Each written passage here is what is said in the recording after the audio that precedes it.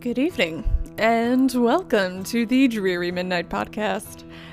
My name is Lisa, my pronouns are she, they, and in honor of the most wonderful time of the year, we are discussing witchcraft trials. Now, we're not going to talk about Salem today. We'll get there eventually, but not this year.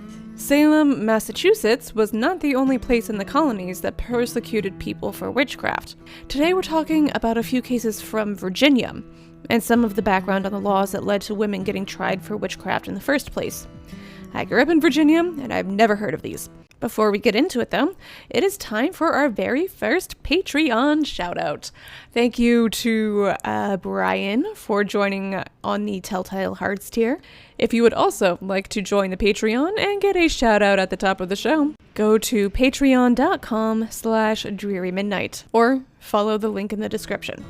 So, with all that said, let's get into it.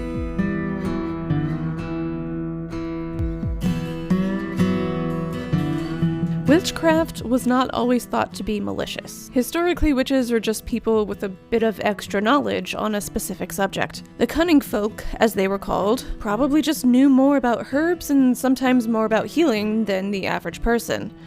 Perhaps someone else taught them, maybe they just learned things through trial and error. Even things like folk magic were just a regular part of life. Sometimes the folk magic was helpful, sometimes it was harmful. It was probably just a net neutral, all told. Then everything changed when the Catholic Church took over in the 14th century. The Catholics started the shift from witchcraft as a thing some people did, just for help or harm, to just something done for harm.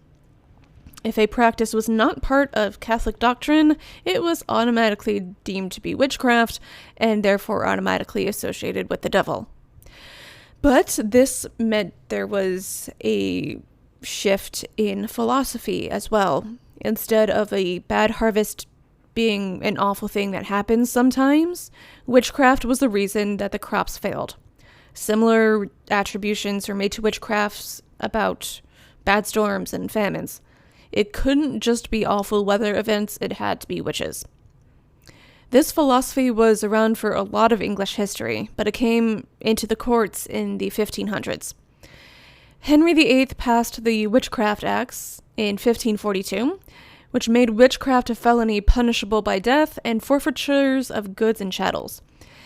It outlawed the use, device, practice, or exercise, or cause to be devised, practiced, or exercise any invocations or conjurations of sprites, witchcraft, enchantments, or sorceries to the intent to find money or treasure, or to waste, consume, or destroy any person in his body members, or to provoke any person to all unlawful love, or for any other unlawful intent or purpose. Since it's from 1542 and early modern English, there are quite a number of extra E's and U's in that passage than modern English would usually attribute. King Henry's law was repealed 5 years later. But in 1562, Queen Elizabeth I passed an act against conjurations, enchantments, and witchcrafts. The law made witchcraft a felony again, but conviction only resulted in death when harm could be proven. Fortune-telling and seeking lost treasure were now only misdemeanors, but it included the use of seditious words and rumors, and linked witchcraft to wax figures, creating royal nativities, and divining the length of royal reigns. In Queen Elizabeth's ongoing feud against the Catholics, the first two were direct jabs at the Catholics. Things really got bad 20 years later with King James. In 1589, King James VI of Scotland was set to marry the woman who would become Queen Anne. Her boat, traveling from Denmark, was caught in a bad storm and was stranded. After lots of trials and lots of rumors, and James decided the devil was out to get him and was doing so through the use of Danish witches. This prompted a passion for studying witchcraft, and King James published Demonology in 1597. In 1604, after his coronation, he passed the Witchcraft Act, and this was the framework around which the initial colonists of Virginia viewed witchcraft. And, well, this whole concept sounded a little familiar. Macbeth was first staged in 1603, around the time of James's coronation in England, and also the time of Shakespeare's company becoming the King's Men, officially sponsored by King James. Listen, I'm not saying it was shade, but, well, I'm just saying the jester is the only one who can really speak truth to power. Still, in King James's law, witchcraft was separated into 2 degrees. Witchcraft in the first degree meant causing death or destruction through conjuration of an evil spirit, or the use of charms and sorcery. First-degree witchcraft was punishable by death by hanging. Second-degree witchcraft was also called petite witchcraft. This is things like finding buried treasure, locating stolen goods, using potions or charms to provoke unlawful love. Not entirely sure what unlawful love means in this context. The first offense of petite witchcraft was a year in prison. The punishment for the second offense was also death. This is the framework through which a lot of colonists viewed witchcraft, both philosophically and legally. Philosophically, a lot of witch trial framework is based on the premise of if it's not Christian, it's satanic and therefore witchcraft.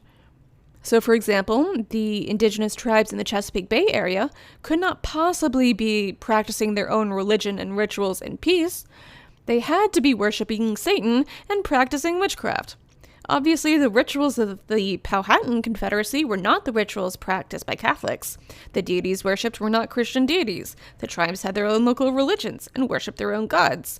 But since those gods were not the Christian gods, they were witches, and therefore agents of Satan. In 1612, for example, Reverend Alexander Whitaker wrote a sermon published in Good News from Virginia, and said of the local religious practices, their priests are no other but such as our English witches are. They live naked in body as if their shame of their sin deserved no covering. I mean, I know intellectually that the field of anthropology was not really invented yet, but damn. That is some cultural disrespect. Basically, all of the rituals of indigenous tribes were considered witchcrafts because, again, they're not Christian rituals, etc., etc. Of course, some research has been done on Salem. It's the most famous series of witch trials in the colonies. But there's tons of history of witchcraft trials in Europe, especially in England and Scotland. Salem looms large in American history because it was such a large-scale set of trials.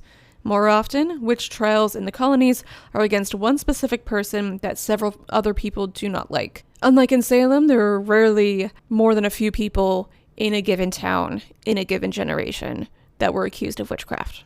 Over the course of English colonization in Virginia in the 17th century, there were several suits and countersuits and investigations into witchcraft. There weren't a ton of witch trials in the colonies during the English Civil War, but there were a lot of witch trials in England. Something about cultural unrest might do that. According to a book called Witchcraft in Colonial Virginia, the first recorded witchcraft inquiry in Virginia dates to 1626. That first inquiry was into Joan Wright, a midwife. Her husband, Robert, was a sawyer, someone who saws timber for a living. They both moved from England to Virginia by 1609, and they were married by 1610.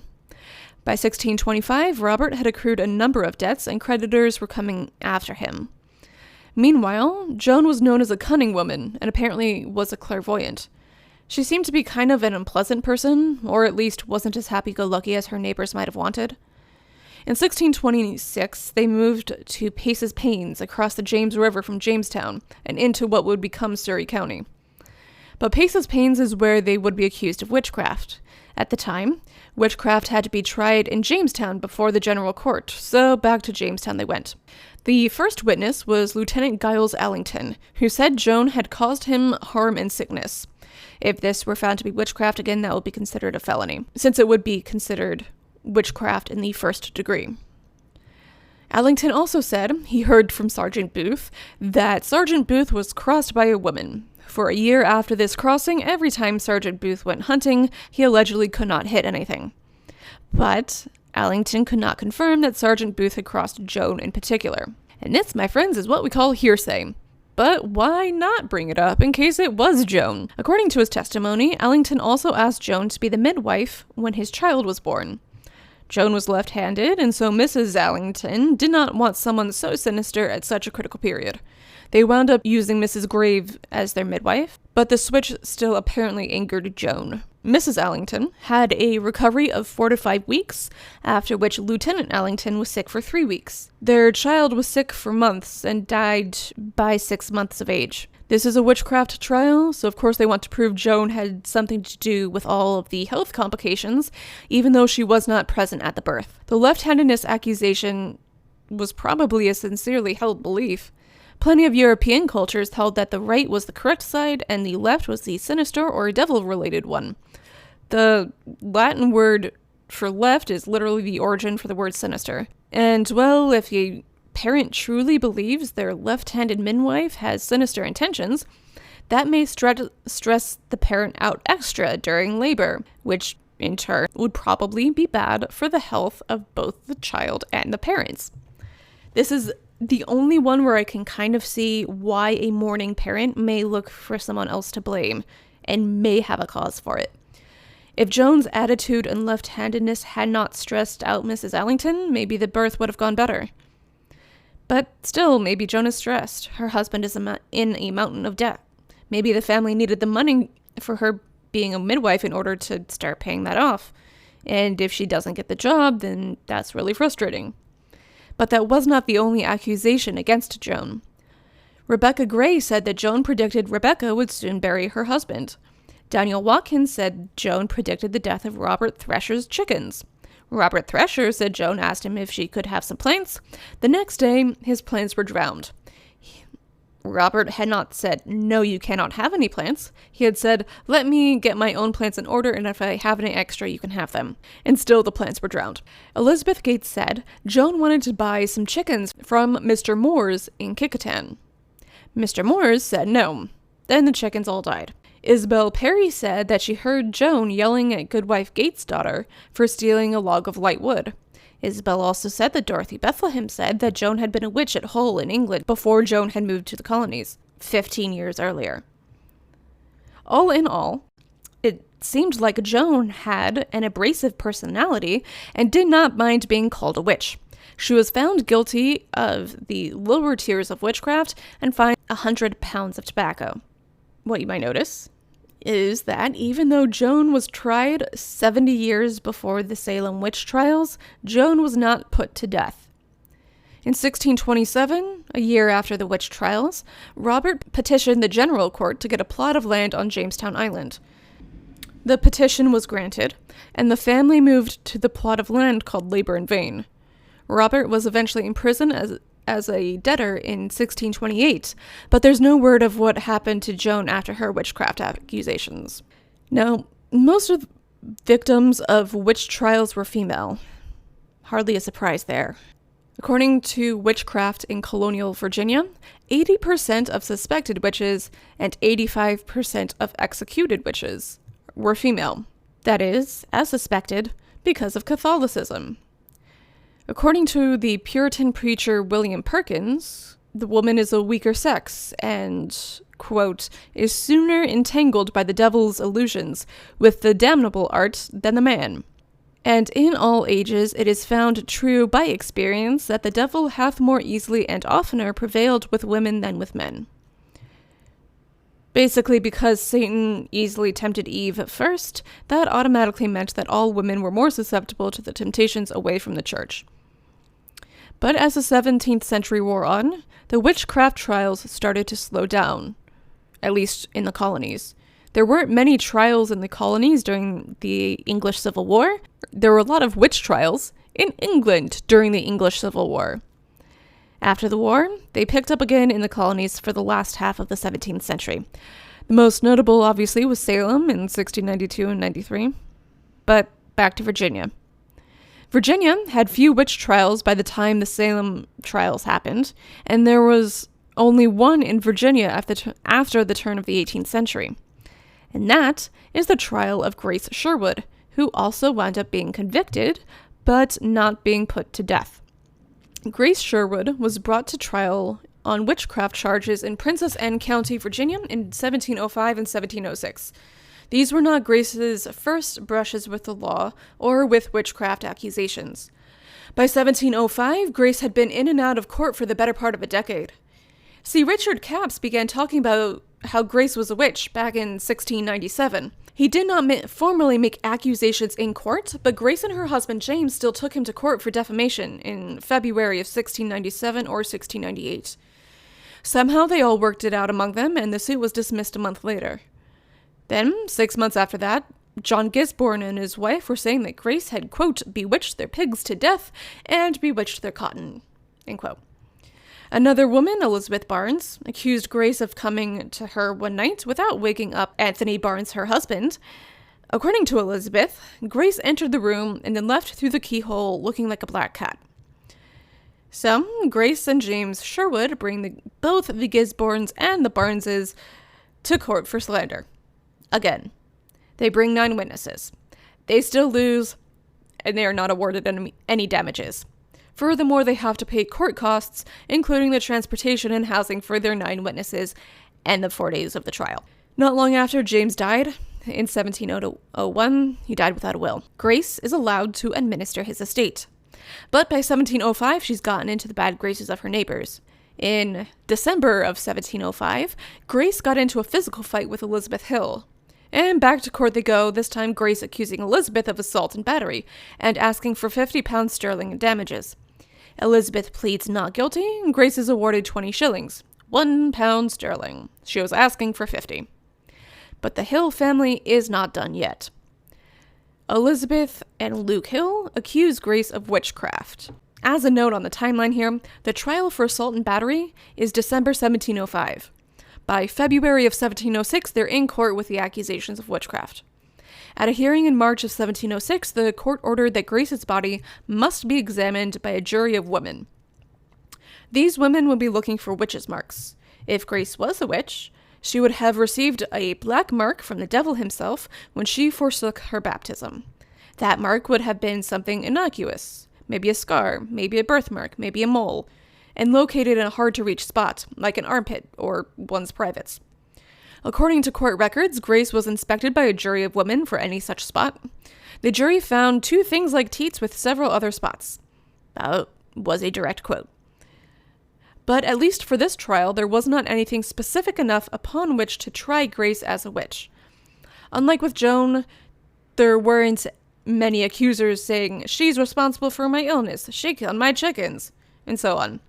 Still, there was some reasonable suspicion from those marks, so the jury moved to search Grace's home to see if there was anything that might bolster the accusation.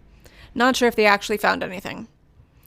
Eventually, Grace was brought to a pond for a type of trial called witch ducking, which is the type of water test to determine if someone was a witch. The accused would be bound hand to foot and would be put in a body of water deeper than someone could reasonably stand. If the accused was guilty of witchcraft, they would float. If they were innocent, they would sink.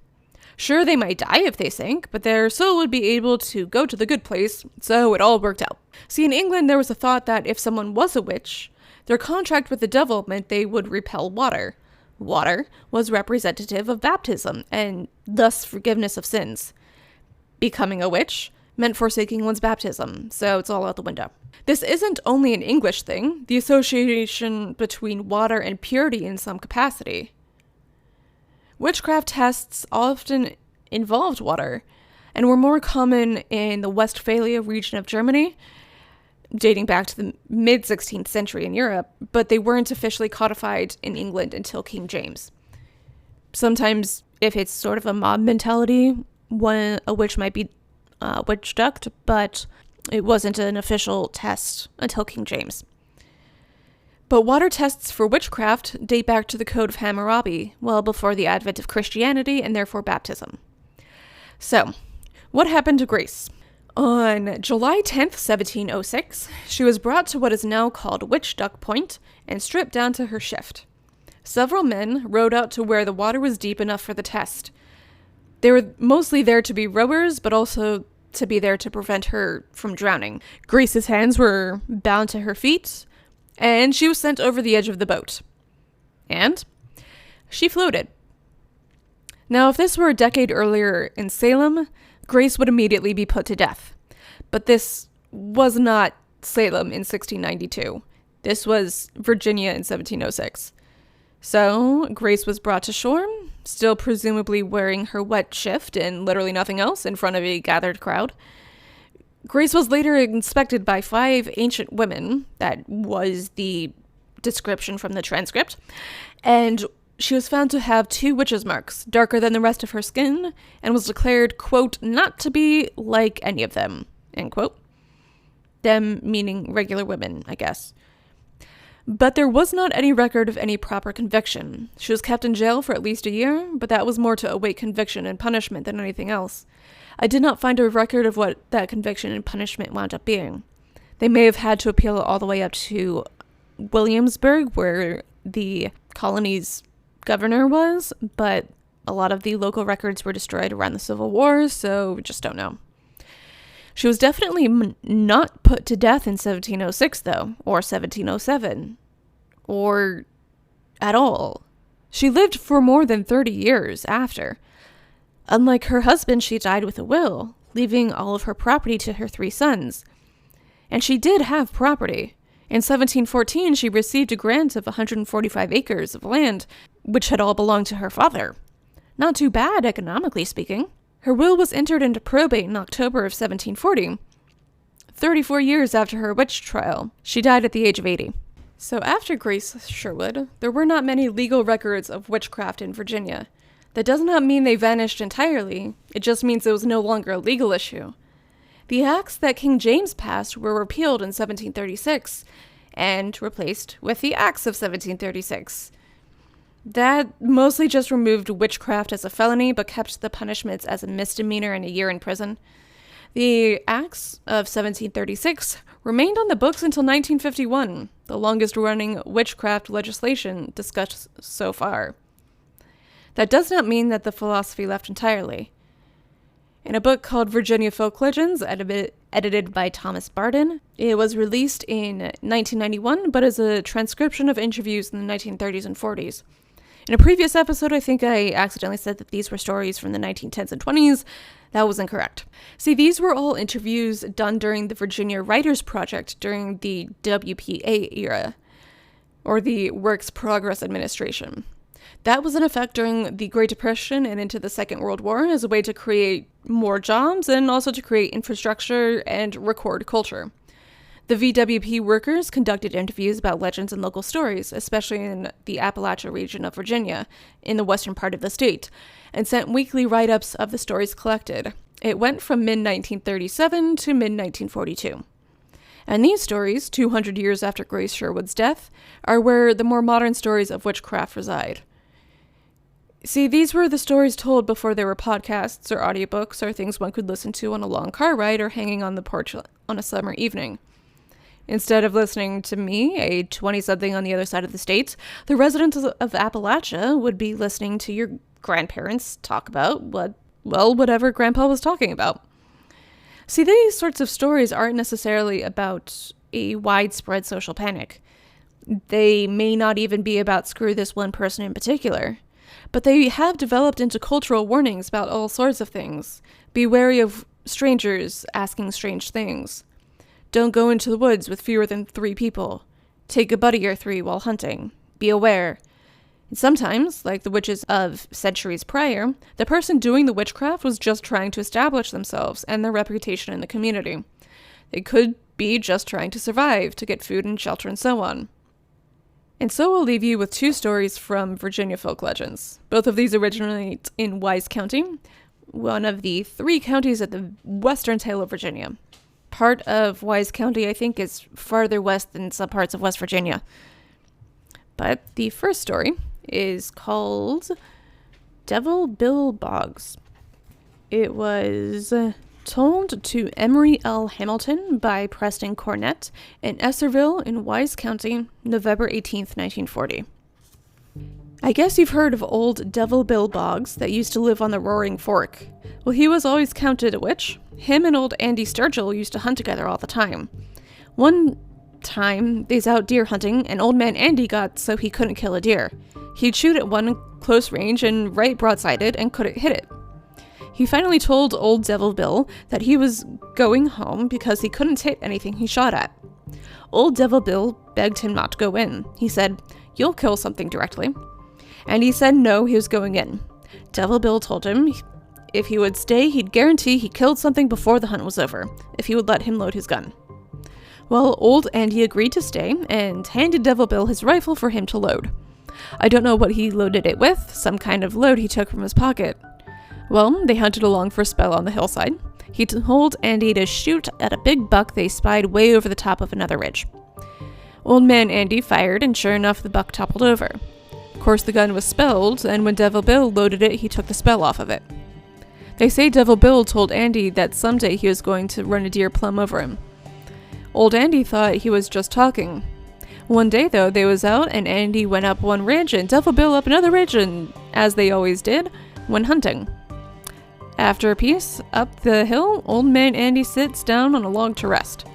Thought Devil Bill was on the other ridge. Directly, something come crashing through the brush, and a deer leaped right slap over him. When he saw it coming, he didn't have time to get up, but he raised his rifle up and shot the deer in the belly just as it leaped over him. Ha ha, you're a better soldier than I thought you were. Andy looked up, and not 10 feet above him, sit old Devil Bill on a log. See, Devil Bill carries on the tradition of both clairvoyance and witchcraft being associated with the devil. They call him Devil Bill for a reason. The interesting thing at this point, though, is that, well, by the turn of the 20th century, being a witch was a gender-neutral term. Taking someone to court for witchcraft was not necessarily done in the turn of the 20th century. Sometimes one had to take matters into one's own hands. Besides, this is the middle of the mountains in Virginia. Wise County borders West Virginia, and is geographically closer to the capitals of Kentucky, Tennessee, and North Carolina than it is to the state capital of Richmond. Sometimes one just has to do things by oneself. For example, the last story, called Cooking a Witch's Shoulder. It was from James Taylor Adams from his own recollection in Big Laurel, Wise County, on March 27th, 1939. My mother told me this one when I was a child. I've heard it since in slightly different versions. It was a long time ago, when people first came from East Virginia and Western North Carolina and settled here in the Cumberlands. A settler, whose name has been forgotten, had a large flock of sheep. Suddenly, his sheep began to die, one a day, seemingly from no particular cause. He watched his flock and would see a ram or ewe suddenly fall dead while it was feeding along in the best of health. He believed his sheep were bewitched, so he hired himself an old woman who was reputed to be a witch doctor. She told him to go home and skin up the ham or shoulder of a sheep that had just died and put it in an oven and bake it, and by no means allow anyone to come in the house and borrow, steal, or in any way get anything out of the house, above all a drink of water. So he skinned a sheep that had died that same day and put a shoulder on in the oven to bake. The witch doctor had said to let it warm up slowly and start baking gradually for best results. He followed the directions, and it was 2 hours before the shoulder was warmed up to the baking stage. About that time, he looked down the road and saw a neighbor woman coming, walking as if she was in a hurry. She came on, entered, and asked to borrow some meal. They had no meal. She then asked for a drink of water, and there was no water up from the well. She took her departure, but in a short time she was again seen approaching, walking faster than before. This time she seemed unstrung and could not stand still and wanted to borrow some salt. There was no salt in the house, and again she asked for water, which was politely but firmly refused to her. All the time she was eyeing the oven and the hearth, and this time before she left she asked what they were baking and tried accidentally to overturn the oven. She had not been gone long until she was seen coming again. This time she was running. The shoulder was getting nice brown now. She rushed into the house and screamed, "For God's sake, get that off of there! You're killing me, look here!" And she ripped off her clothes and exposed her own shoulder, baked to the same crisp brown as the mutton shoulder. The woman recovered, but if she ever practiced her witchery again, it was not found out.